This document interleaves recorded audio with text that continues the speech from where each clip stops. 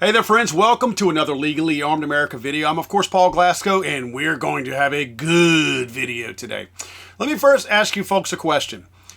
Who all here watching this video, show of hands, is totally satisfied with the information and the facts that you received with the Butler, Pennsylvania assassination attempt on Donald Trump's life? Show of hands. Nobody?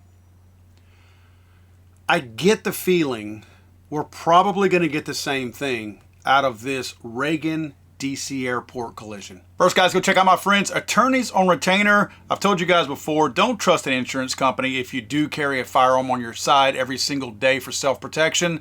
Trust actual attorneys. That's what you get with Attorneys on Retainer. Whenever you call, you do not get Bob from India. You get an actual attorney. And that's a big deal because whenever your future is on the line because you had to draw your self-defense firearm, it's very important you talk to the right person to keep you, hopefully, out of jail. Sign up now with my friends over at Attorneys on Retainer for optimum protection in the unlikely event you have to draw your carry firearm. Use my code FTATF. Again, FTATF is my code, and you will receive $50 off of your individual sign-up fee or $25 off of your family plan sign-up fee. Attorneys on Retainer, check them out. First, friends, the what we know. Unfortunately, all 67 people aboard the American Eagle flight from Kansas and an Army helicopter were killed.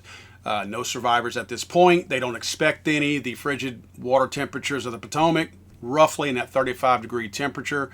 There's no way anyone would have survived that, especially not certainly this long. The cause of the collision is still unclear, and the NTSB is investigating. Sources have told different news outlets that a single air traffic controller was atypically, meaning not normal, handling both planes and helicopters in the area. This was typically a job responsibility that two people held, but a local supervisor at the time that this took place had assigned one person to monitor all of the correspondence between airplanes and helicopters.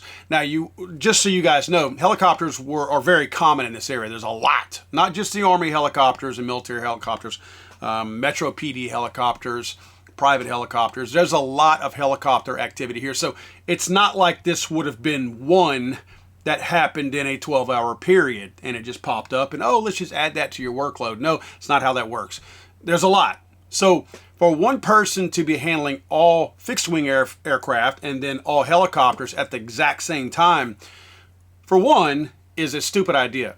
Two, they correspond to the different people on different radio networks, right? So you're not talking on the same channel to your fixed wing as you would the helicopter. So this one person responsible for communicating to both groups would have had to been changing between radio frequencies to be able to speak to both different types of aircraft. Investigators last night did recover 2 flight data recorders, 2 black boxes from the American Eagle jet, and recovery teams are preparing to return to the river this morning for additional stuff. Now, I want to continue to show different looping videos of what took place. I want you to understand the different trajectories, the different angles, and the things that we are looking at. I think it's really important that we really narrowed this down and look at the craziness of how this managed to happen. Now, my first question is, I don't care under what circumstance it is ever okay. Why would you ever have, if you were looking at a map and looking down upon that map, kind of like we're looking at right here, why would you ever, in any instance, I understand the differences in altitude, I totally get that, but why would you ever want to have, unless there was a 10,000 foot difference, why would you ever want to look at a map and know that there's one aircraft accompanying the same space, looking down on it, ever? Again, I understand the differences in altitudes. This just seems like one dynamic that you could try to prevent all the time, because if they don't take up the same space on a one-dimensional map like this, looking down on it, then they never take up the same space. Now, this is the radar communication that the flight controllers were looking at. I want you to pay particular attention to the blinking red CA on both of these.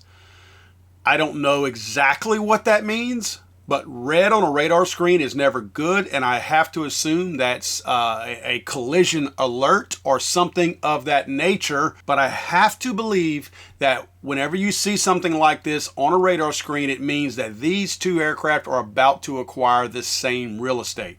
Now, some new footage came out from CNN that shows a completely different angle. We had been looking at some angles that, to me, were a little bit tough to see. These are two completely different angles that I'm going to show you. And as you can see on this first one right here, to me, the American Airlines flight looks like it's coming directly at us in this video. And of course, the Blackhawk is coming from the left, right? So I think that's really important that we look at it like that. This is a different angle. So now you can see that American Airlines flight on the right moving a little bit more towards the helicopter. But pay particular attention.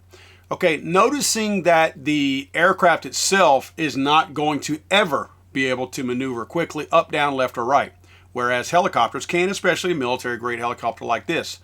I don't see any deviation whatsoever. I see none. It looks like the pilots and whomever else was assisting inside the Blackhawk had no idea that they were heading towards this American airline flight, because there was zero effort. Knowing that you had somebody else, two different people likely, with their hands on the control system to be able to maneuver that Blackhawk, because one person was in training, this tells me that no one saw the American Airlines flight, because there was no effort to change course at all, up, down, left, or right. And the Blackhawk could have done that. So it just tells me that's the case. Now, a lot of people have made the claim, and I think this is a very accurate possibility, that whenever they asked the Blackhawk if they had a visual of the American airline flight, they likely saw the one that was a little bit further away from it and more at its altitude, so it likely saw that. That might have been the one that air traffic was telling the helicopter, yeah, I see it, and the helicopter was convinced they were looking at the right one, and heck, at that point, it wasn't very close to it, so no harm, no foul. I don't believe they ever, now if this happened in the way they said it happened, I don't believe that the helicopter ever made eye contact with this flight until they were actually impacting it.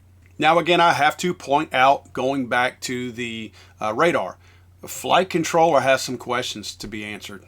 I don't see how, unless you are simply not looking at this, how this was not somehow prevented as a result of looking at a radar with the two blinking letters on it in red, a different color than what you're supposed to see.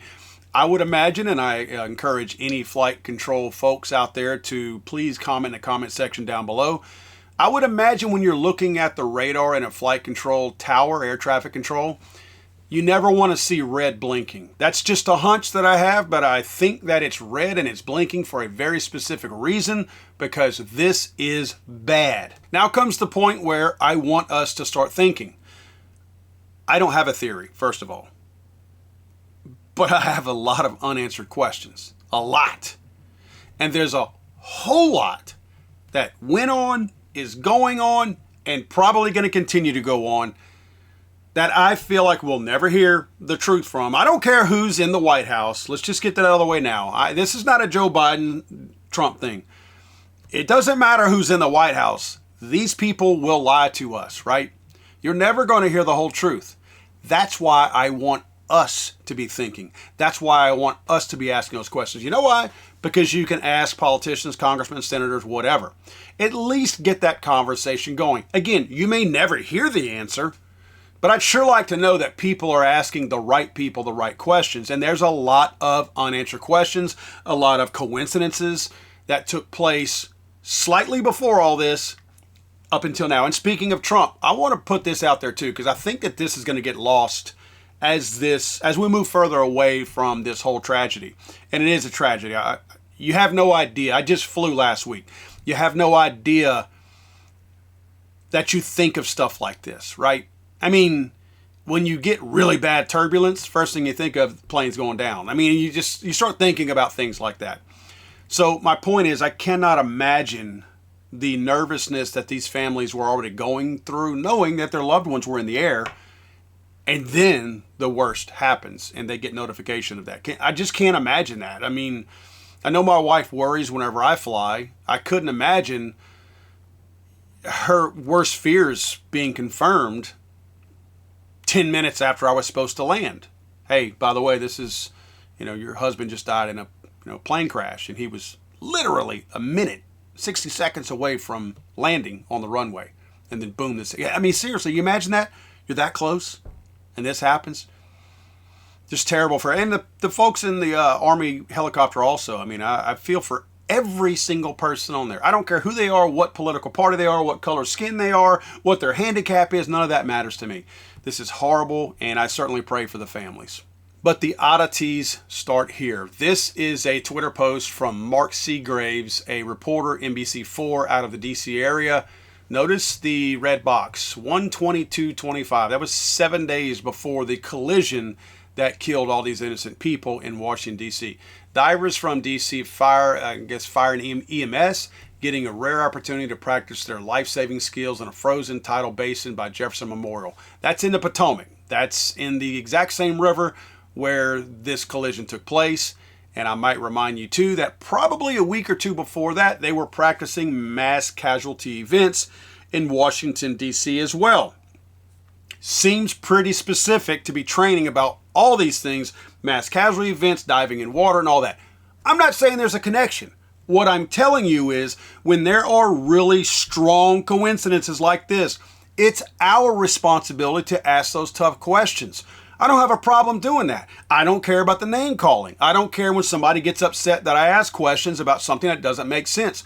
Whenever we blindly follow all of the garbage that's spoon-fed to us, that's when the federal government and every other government organization will be 100% happy with us. Do not fall for that. Ask the questions. If you get adequate answers, great. That's awesome. But when things are too coincidental, we have to remind them we're watching and we're asking. Another report that came out, this is very unusual, plus it came from the New York Times, was a very left-leaning organization. Staffing was, quote, not normal at the airport tower, according to a preliminary FAA report. This was a report the night of this disaster. So this was not something old. This is somebody stating that this particular tower did not have the proper, according to them, not normal, airport tower personnel in there. Now, it's already come out that at this time, there are usually about 30 air traffic controllers in this tower. At the time that this accident took place, there were actually 19. So there's usually 30 down to 19 at this point. And again, we did mention already about the sharing of responsibilities during all of this. Now, at this point also, speaking of coincidences, I don't think we can ignore the DEI connection here. Now, I'm going to be very clear with you. I don't have any idea who we were dealing with in the control tower. No idea. So none of what I'm about to tell you and show you is based on who was in that tower. Because quite frankly, I don't care. I have my suspicions that it wasn't the best of the best based on the hiring practices. But there's, to my knowledge, nothing has come out on exactly who was calling the shots. More specifically, this person who saw the one person responsible for dual communications on the fixed wing and the helicopters. But it cannot be ignored that we had a very strong DEI push to fill a lot of these positions, and a really weird DEI push, one that I don't know that I've seen before, to be quite honest with you. Now, notice the date on here, January 14th of last January. FAA launches recruitment campaign for workers with, quote, severe intellectual disabilities, psychiatric problems, and physical issues to hit woke targets. FAA's diversity push includes focusing on hiring people with severe intellectual and psychiatric disabilities. Now, this is where the DEI stuff got a little too weird, even for me. I mean, I know I've been speaking out about this, but this got a little too weird for me. I did not see these headlines last January when this came out. This is a little odd. This was a push to hire people with targeted disabilities. They named the disabilities that they were looking for employment at the FAA. That's the Federal Aviation Administration, in case you didn't know. Quote, targeted disabilities are those disabilities that the federal government, as a matter of policy, has identified for special emphasis in recruitment and hiring. They include, get this, for the FAA position, hearing, vision, missing extremities, partial paralysis, complete paralysis, epilepsy, severe intellectual disability, psychiatric disability, and dwarfism. Let's not forget the dwarfs. The initiative is part of the FAA's diversity and inclusion hiring plan, which says diversity is integral to achieving FAA's mission of ensuring safe and efficient travel across our nation and beyond. On the FAA's website, the agency states that people with severe mental and physical disabilities are the most underrepresented segment of the federal workforce. Let me explain something to you when you talk about underrepresentation of these groups. They don't apply to the job. You want every single room and every single office. I'm talking about these wackos in the federal government pushing this stupid DEI scam. They want every single room and every single office to, quote, look like America. What they mean is, if any of these groups live in America, we should have them equally represented, not based on the percentage or the share of the actual population that they are. They should be equally represented in a room. So if you have 10 people in a room and you have 10 different disabilities, we need a disability of each one of them represented in the room, even if dwarves only make up 0.00% of the population. Well, we can't have 0.1% of a dwarf in the room, although that might be the percentage equivalent to a dwarf. I'm joking here, sorry. But do you see what I'm saying? You can't say that a particular group, no matter how protected they are, gets equal share if you're trying to make that room of people look like America. If you want it to look like America, which is a stupid goal, if you want it to look like America, it's not up to you to go seek those people out. If you want it to look like America, then design it equally and truthfully. What percentage of people are dwarves? What percentage of people are blind? And why do you want to hire them at the FAA anyway? Sorry, blind people can do a whole lot of stuff. Air traffic control, not so sure about. But it's silly for us to do this. And again, I have to go back to, they ain't applying for these jobs. How many blind, deaf, people missing extremities, partial paralysis, heck, complete paralysis, epilepsy, severely intellectually disabled, and psychiatrically disabled are dwarfs? Do you know who are being turned down for jobs at the FAA? You know why they're not being turned down? Because they're not applying. They're thinking, this ain't for me. If you know somebody blind or deaf, because they do have to communicate through radios, ask them, have you ever thought about a job as an air traffic controller? And see how hard they laugh at you. Think I'm making this up? Here is some of the application process that they actually use to try to attract all of these people with disabilities. Look in yellow at the top, air traffic trainee for potential conversion in the air traffic control. Now, there are some people who have said, oh, they're seeking these positions for trainees. Yeah, everybody is a trainee at some point. Unless you hire the person with the experience already, everyone is a trainee. So everyone coming through the door, no matter how competent and undisabled they are a trainee. So yeah, I get that they were trying to attract trainees. You got to read the rest of the sentence if you want to be truthful. For potential conversion in the air traffic control occupation. Look down the very bottom. FAA position open to persons with disabilities. Here are all the targeted disabilities. Look at these. The ones in yellow are the best ones. Developmental disability. Yep. My son is developmentally disabled. I can't ask my son to turn the dishwasher or the microwave on.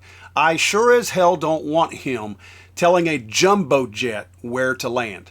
Deaf? Are you serious? You can't be serious whenever you tell me that a person who has to communicate visually and audio using audio, how can they do this? There's not possible. And blind. Same thing with blind. Don't even get me started on that. Intellectual disability. Wow. So as bad as I feel for these people, because again, this affects my family, why would you force an intellectually disabled person into any kind of a role like this, or even give them the hope that they might be an air traffic controller? Let's not forget, even if the ones putting all of this out never intended to hire these people for an air traffic control job, why hang that carrot out there? Why give them that hope that they may one day be that person? Why would you tell a dwarf? Why would you tell a deaf person, a blind, and a dwarf might be able to do the job, I don't know. Why would you tell a blind person or a deaf person that they might be an air traffic controller? Why would you give them that hope? Why would you put that in writing and print that and put that kind of stuff out there? Because if you're being honest, you had no intention of hiring them. Like if you're being a good boss, you know that person can't do the job. You damn sure don't want them in there because that's going to be the end of your job. So why float that out there to make them think they could have that job one day? They're not expecting to get it anyway. That's why they were underrepresented, because they weren't applying before, because they had more common sense than you did and never applied for it. But now you're opening the door up for hope, thinking, oh, I might be an air traffic controller. Boom, boom, boom, as they bump into all kind of stuff walking into the interview. You can't do that. Why do it? Is it a game? You're just checking boxes? Same goes for speech impairment. These people are communicating in a high-stress situation. Why would you want somebody with a speech impairment talking on a radio? You know as well as I do, it's harder to talk to somebody when you can't see their lips moving. These people don't even have that benefit. It's simply speaking on a radio, and a pilot in a high-stress situation coming in to make a landing at Reagan International Airport is supposed to decipher what somebody with a speech impairment is saying to them on a radio? So going back to the staffing, they say it was not normal. Well, you know what? We don't know how normal it is. Maybe that air traffic control tower was full of dwarves, blind people, and deaf people. Hell, maybe they had blind, deaf dwarves in there. Can you imagine the bonus somebody got at their year-end bonus on that one? I got a triple banger.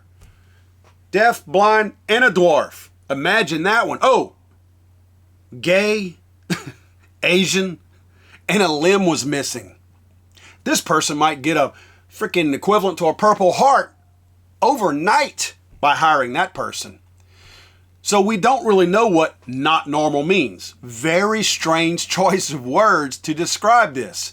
So it may be a whole lot more than just there were supposed to be 30, there were only 19. That not normal could be identifying a whole range of things that are like, what are we doing here? Now, on top of this weird diversity push, we talk about the staffing levels being so low. You want to know another thing that contributed directly to this staffing issue? Yeah, that's right. The vaccine mandate. You guys remember the FAA had that same mandate where they mandated that not just control tower people, pilots, everyone, had to get the vaccine or they'd be fired. The American people lost a very large group of people who were contributing to the safety of all of us whenever we flew, because those towers had more people in there that had more balls and probably more ability and probably a whole lot of experience. But they had to leave because they didn't want an experimental shot put in their arm. So they pushed them out, and then they made a DEI push, which likely pushed more of them out. Because when you see meritocracy go out the window and the ability of somebody to do a job well versus somebody who just looks cool and checks in some boxes, that will make your good employees leave. I've seen it. We have to be honest with ourselves at some point and realize that, and I think we do, I think we're there now with the federal government rooting out all this stupid, silly DEI, dangerous DEI stuff. I think we have to realize that when you have a DEI program, and it may not be, quote, DEI, it may just be you're checking boxes. I've seen it in the utility industry when I used to work in it. You're guaranteeing that at whatever level you're hiring that supervision or that person, you're not getting the best. You're guaranteeing that. When Joe Biden said that he was going to appoint a black female to the Supreme Court, he didn't have a name in mind. He had a color and he had a sex in mind. That was it. So at that point, it didn't matter how good the other candidates were. It didn't matter how good the other Asian women were, the other Hispanic women were, the one-legged deaf-blind dwarfs. None of that mattered, because everybody got pushed out of the way, and you got one tiny subset of people who had to be a judge and who also had to be a female, which they can't define, and you had to be black. That was it. So you were guaranteed that you weren't going to get the best, because the odds that that person that you narrowed down to the sex and the race, the odds that that person alone was the best person out of every potential candidate out there, regardless of what their sexual status was or whatever their race was, the odds that that was the best person, very low. So you likely can guarantee yourself you will not be hiring the best person for that job. And that goes for everyone. This entire FAA DEI push, I have seen the videos of multiple men out there who said after all the years of experience they had, they were pushed out of the air traffic control business for being, quote, too white. The Biden administration was stating and telling people that you are too white. This whole workforce is too white. I go back to who's applying for the job. There's no unwritten rule out there that says dwarves, well, hopefully blind people and deaf people are not, but there's no unwritten rule out there that says black people, Asian people, dwarf people, gay people, none of you guys can actually apply for this job. Who cares if you're gay? I don't care. Land a freaking plane safely. That's what I care about. Are you the best? Good. I don't care that you want to bite pillows. Doesn't matter to me. Land the freaking plane safely. That's what I care about. But they don't care about that. They're checking boxes. I have a question to ask before I move on to the next segment. Remember how we always talk here about, are they stupid or are they just pushing an agenda? We talk about all the time, there's a debate, and I think most of us usually come to the conclusion that they're not stupid. We're talking about the politicians and the people who push these silly little initiatives, that they're not stupid. They know what they're doing. They play dumb. The vaccine mandate. I challenge any of those people, because guess who is immune from the vaccine mandates? Congress. I challenge those people. Show me the proof, not a piece of paper. Show me the proof where you got the vaccine. Show me that proof. But in this case, I have to believe these people are stupid. I don't think that they know. I'm talking about the politicians. I don't think they know what they're doing, and they're just pushing the initiative. Why? Because this is one of the busiest airports in the nation. They agreed to push this DEI narrative for deaf, blind, midgets, or dwarfs, whatever you want to call them. Sorry, little people. They helped push this initiative, signed off on it, approved it. They let, was Pete Booty Pop, they let him push this initiative for deaf and blind dwarfs to be hired as air traffic controllers. This affects them. There ain't some other magical secret place that senators and congressmen fly into. I've seen it. They literally fly into these same airports as us and on the same planes as us. This tells me that these Democrats pushing this DEI initiative are stupid, because they're on the same flights that they're okay with deaf-blind dwarves being the air traffic controllers. That's stupid. That's not just trying to further an agenda. That is stupid. That's playing with your own life and your family's lives. That is pushing an agenda under whatever circumstance, no matter what negative, can happen. That is stupid. I would never roll the dice with my family's own life or my own in that kind of instance just to make a political point. So this tells me they're not as smart and sharp as we thought they were. Now, have you guys seen this?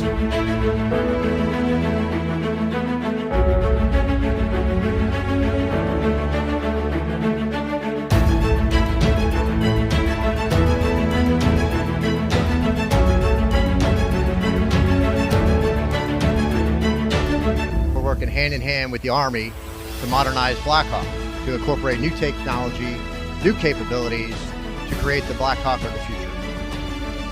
And one critical technology of all these things is autonomy. And that brings me here today Are we really going to fly this optimally piloted autonomous Blackhawk in Connecticut from 300 miles away right here in Washington, D.C.? And the answer is a resounding yes, we're going to.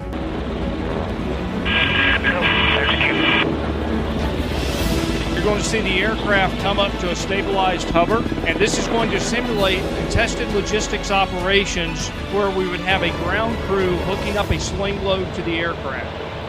And this aircraft is holding position remarkably well.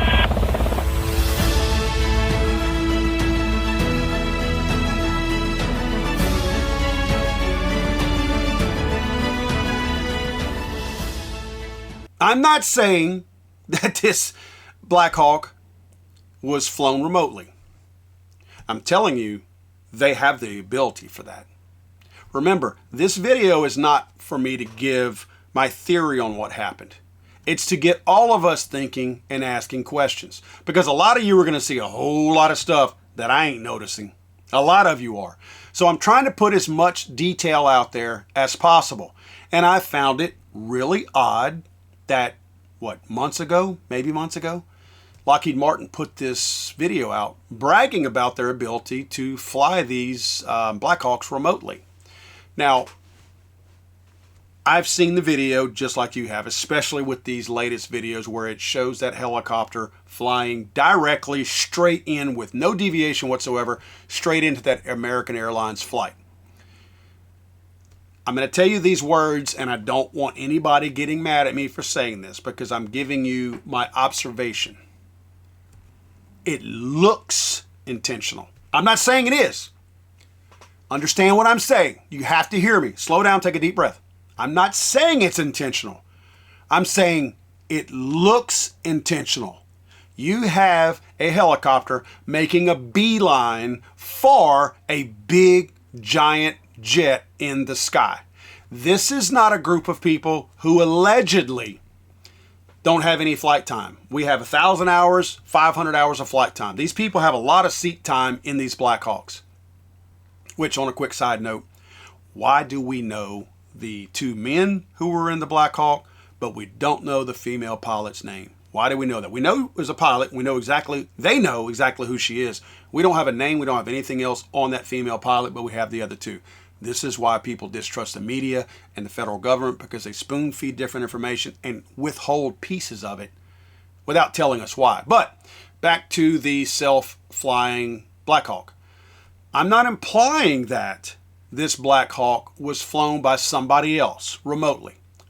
What I would like to know, and I think this is a valid question, and I think somebody should ask this. I'm not big enough to ask this. By the way, I did apply for my White House credentials in this case. You know, they were saying that people like us could apply for that. So I did. But somebody, somewhere out there, if you know anybody in the reporter range, journalism, I hate to use that word because journalists are gone. If you know anybody, please ask them this question to ask the people, the powers that be. Was that Blackhawk equipped with this self-flying technology? I think that's an honest question. Again, no implication that it was self-driven or self-flown. But was that technology on board? Was it programmed into this specific Blackhawk in this case? I think that's a very valid question. And I assume it can be overridden by the pilot of the Blackhawk if somebody's on there. But I'd like to know that also.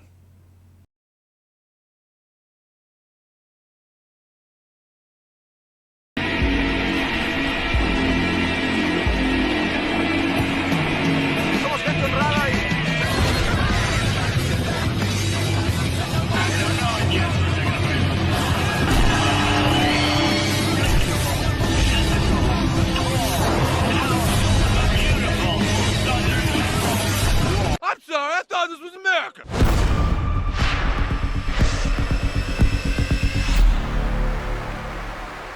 It's over.